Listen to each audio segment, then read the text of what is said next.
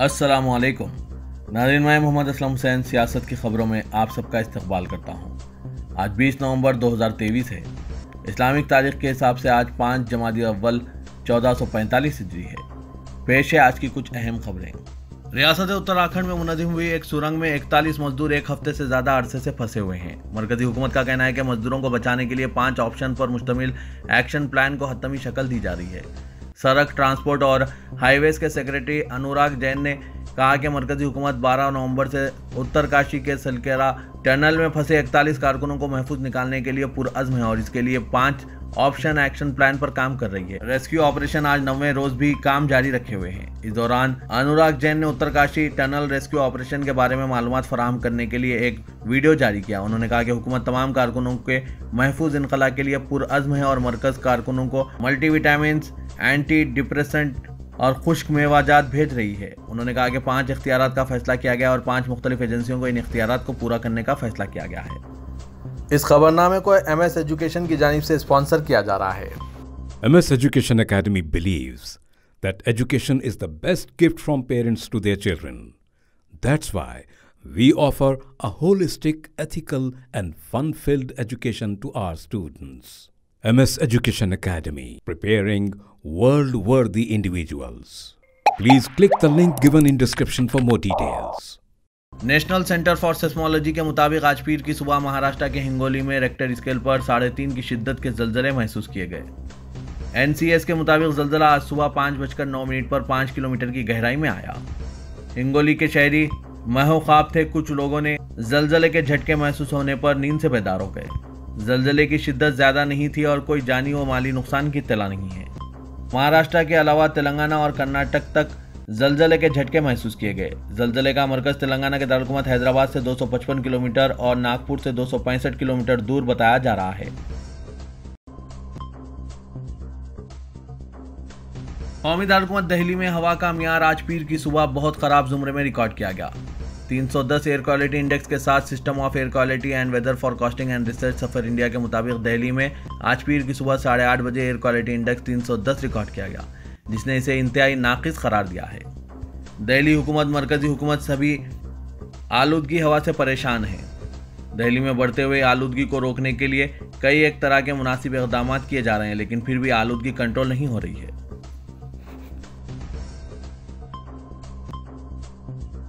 Cricket world cup के final में Australia की टीम ने टीम इंडिया को 6 विकेटों से शिकस्त देकर खिताब जीत लिया। इस पर हिंदुस्तान के वज़ीर-ए-आज़म नरेंद्र मोदी ने टीम इंडिया का मोरल बढ़ाया और सोशल मीडिया प्लेटफॉर्म एक्स पर अपने पैगाम में लिखा कि dear team India, world cup के दौरान आपका टैलेंट और अज़्म काबिल ज़िक्र रहा। आपने अच्छे जज्बे के साथ खेला और मुल्क का नाम रोशन किया। हम आज और हमेशा आपके साथ खड़े हैं। वादरे के अहमदाबाद के नरेंद्र मोदी स्टेडियम में खेले गए फाइनल मैच में ऑस्ट्रेलिया ने टॉस जीतकर पहले गेंदबाजी करने का फैसला किया और हिंदुस्तान पहले खेलते हुए जीत के लिए सिर्फ 241 रन का हदफ दे सका। ऑस्ट्रेलिया टीम ने यह हदफ 43 ओवर्स में ही हासिल कर लिया और हिंदुस्तानी टीम को 6 विकेटों से शिकस्त दी।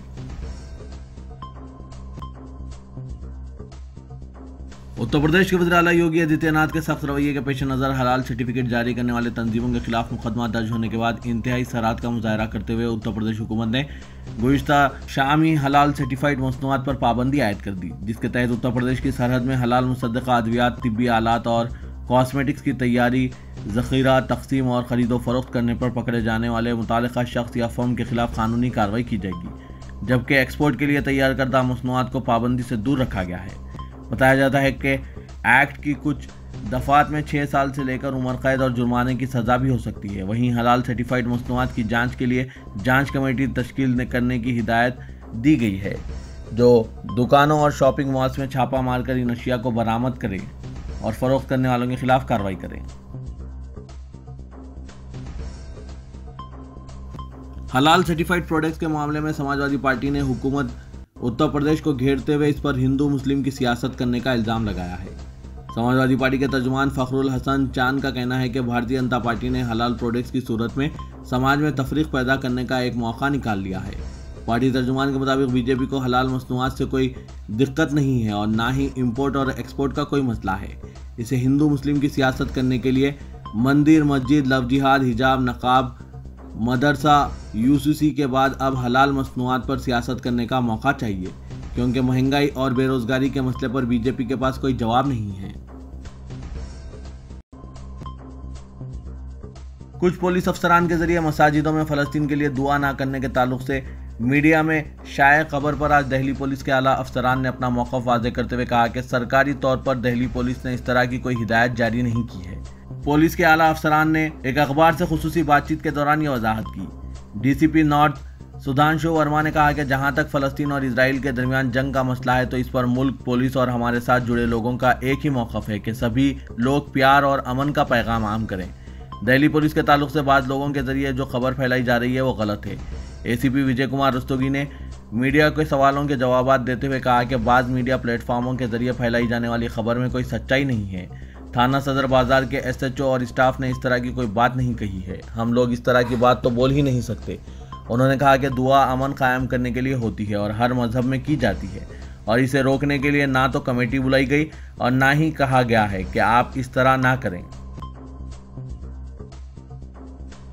अपने बेतुके और लामायने बयानात देने के लिए मशहूर मरकजी वजीर गिरिराज सिंह ने एक बार फिर कुछ ऐसा ही बयान दिया है। पॉपुलेशन कंट्रोल एक्ट के मुतालबे पर गाजियाबाद के साहबाबाद के लाजपत नगर के रामलीला मैदान में जारी आमरण अनशन में मरकजी वजीर गिरिराज सिंह ने पॉपुलेशन सोल्यूशन फाउंडेशन के सदर अनिल चौधरी को जूस पिलाकर अनशन खत्म कराया। इससे कबल फाउंडेशन के चेयरमैन की बेहतर सेहत के लिए यज्ञ किया गया था। इससे कबल मरकजी वजीर गिरिराज सिंह ने कहा कि हम सब मरकजी और रियासती हुकूमतों के नुमाइंदों के तौर पर जमा हुए हैं। ऐसा कानून बनाया जाएगा कि जो हिंदुओं, मुसलमानों, सिखों और ईसाइयों पर यकसान तौर पर लागू होगा। जो कोई इस कानून पर अमल नहीं करता इसे हुकूमती निज़ाम से बाहर फेंक दिया जाएगा।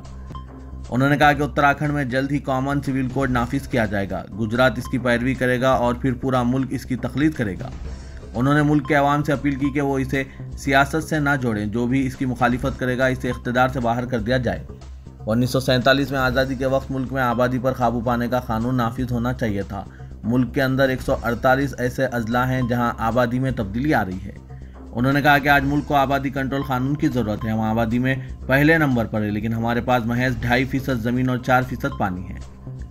उन्होंने कहा कि आज आबादी में हर साल 2 करोड़ का इजाफा हो रहा है। हम हर साल 2 इजराइल की आबादी पैदा कर रहे हैं। वजीर ने कहा कि जब कॉमन सिविल कोड की बात आती है तो कांग्रेस पार्टी के वज़ीर आला लोगों को भड़काते हैं। वज़ीर-ए-आज़म नरेंद्र मोदी ने राजस्थान की कांग्रेस हुकूमत पर बदउनवानी, खुशामद की सियासत और अमन व अमान बरकरार रखने में नाकाम होने का इल्ज़ाम लगाते हुए यकीन दिलाया कि अगर असेंबली इंतखाबात में भारतीय जनता पार्टी की हुकूमत बनती है तो राजस्थान को लूटने वालों का हिसाब किताब किया जाएगा। मोदी राजस्थान के चोरू में बीजेपी उम्मीदवार राजेंद्र सिंह राठौर की हिमायत में एक इंतखाबी रैली से खिताब कर रहे थे। उन्होंने इल्ज़ाम लगाया कि कांग्रेस के दौरे हुकूमत में राजस्थान गुंडागर्दी, फसादात, खवातीन और दलितों के खिलाफ मजालिम में मुल्क में सर-ए-फहरिस्त रही। लाल डायरी का जिक्र करते हुए उन्होंने कहा कि लूट की पूरी कहानी इसमें दर्ज है और अब आहिस्ता आहिस्ता इसके सफात खुलने लगे हैं।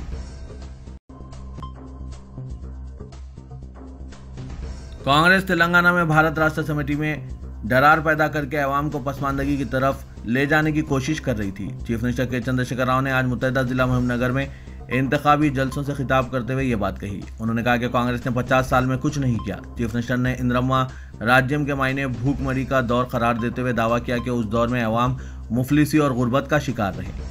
केसीआर ने इल्ज़ाम लगाया कि कांग्रेस तेलंगाना की तश्कील से भी बीआरएस को तकसीम करने और उसमें दरार डालने की कोशिश करती रही है। उन्होंने तेलंगाना से नाइंसाफियों के लिए कांग्रेस को जिम्मेदार करार दिया। चीफ मिनिस्टर केसीआर ने बताया कि तेलंगाना को आंध्र प्रदेश के साथ जबरन इंजमाम के लिए कांग्रेस ही जिम्मेदार थी। साल 2004 में भी कांग्रेस ने तश्कील तेलंगाना के नाम पर अवाम से धोखा किया था। चंद्रशेखर राव ने दावा किया कि तेलंगाना में बीआरएस की हुक्मरानी तमाम तबकात की यकसा तरक्की को यकीनी बना रही है और अगर ऐसी सूरत हाल में कांग्रेस को इख्तिदार मिलता है तो रियासत दोबारा पसमानदगी की सिमत चल पड़ेगी। भारत राष्ट्र समिति ख़वातीन के लिए अलहदा इंतखाबी मंशूर की इजराई अमल में लाएगी। कारगुजार सदर बीआरएस केटीआर ने ख़वातीन को तयक़ुन दिया कि उनकी पार्टी अपने मंशूर में खातून सनतकारों, मुलाजमीन के अलावा दीगर के लिए खुसूसी मंसूबे को शामिल करेगी। उन्होंने बताया कि ख़वातीन के लिए अलहदा मंशूर की तैयारी के मुज़ाकरात जारी हैं और पार्टी रियासत में ख़वातीन के लिए मखसूस जामियात के क़याम के अलावा जिम और मेट्रो स्टेशन तक मुफ्त शटल सर्विस के आगाज़ पर गौर कर रही है। उन्होंने बताया कि बीआरएस हुकूमत में ख़वातीन के लिए मखसूस वी हब का क़याम अमल में लाया, जिसके तहत 4 इंडस्ट्रियल पार्क कायम किए गए, जिनमें सुल्तानपुर, नंदीगामा और कोहिड़ा शामिल है। उन्होंने बताया कि इस प्रोग्राम के तहत खवातीन को सनती प्लॉट्स हवाले किए गए ताकि वो सनतों को कायम कर सकें। कमिश्नर पुलिस हैदराबाद संदीप शिंदलिया ने आज दोनों शहरों हैदराबाद और सिकंदराबाद की दुकानात और होटल्स के लिए औकात मुकर्रर किए हैं, जिसके मुताबिक दुकानात और तिजारती इदारों के लिए हफ्ते के तमाम दिन सिवाय जुम्मा और हफ्ता सुबह 9 ता रात 11 बजे, होटल्स एंड रेस्टोरेंट सुबह 5 बजे ता रात 12 बजे, जबकि बार एंड रेस्टोरेंट सुबह 10 ता रात 12 बजे और पब्स सुबह 10 ता रात 12 बजे खुले रहेंगे। इसी तरह जुम्मा और हफ्ते के औकात दुकानात और तिजारती इदारों के लिए सुबह 9 ता रात 11 बजे, होटल्स एंड रेस्टोरेंट सुबह 5 ता रात 12 बजे, बार एंड रेस्टोरेंट्स और पब सुबह 10 ता रात 1:30 बजे तक खुले रखने की इजाज़त रहेगी।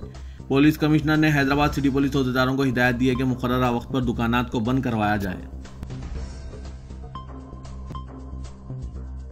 शहर के तारीखी हल्के असेंबली चार मीनार में मुकाबला मजलिस कांग्रेस के दरमियान होने का इम्कान है। मुजविदा असेंबली इंतखाबात में दोनों सियासी जमातों की जानिब से हल्के असेंबली चार मीनार में मुमकिन हद तक राय दहिंदों से मुलाकात की कोशिश की जा रही है। मजलिस इत्तेहादुल मुस्लिमीन ने हल्के असेंबली चार मीनार से अपने उम्मीदवार मीर जुल्फ़िकार अली को मैदान में उतारा है, जो साबिक में मजलिस बल्दिया अजीम हैदराबाद के मेयर रह चुके हैं। मजलिस की जानिब से मौजूदा रुकन असेंबली मुमताज़ अहमद खान को टिकट न दिए जाने के बाद कुछ दिन के लिए हल्के असेंबली चार मीनार के उम्मीदवार के मुतालिक तजस्सुस पैदा हो गया था, लेकिन मजलिस ने जुल्फ़िकार अली को मैदान में उतारते हुए तजस्सुस को बर्खास्त कर दिया।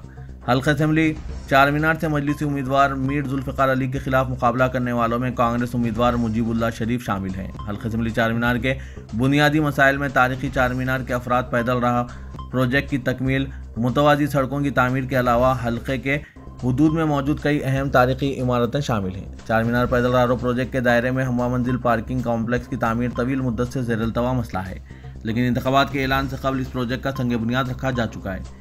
इस संग बुनियाद पर मुकामी अवाम का कहना है कि खजाना आमिरा की अराजी पर 2014 से कबल भी हम्मा मंजिला पार्किंग कॉम्प्लेक्स का संग बुनियाद रखा गया था, लेकिन तामीर अब तक शुरू ना हो पाई।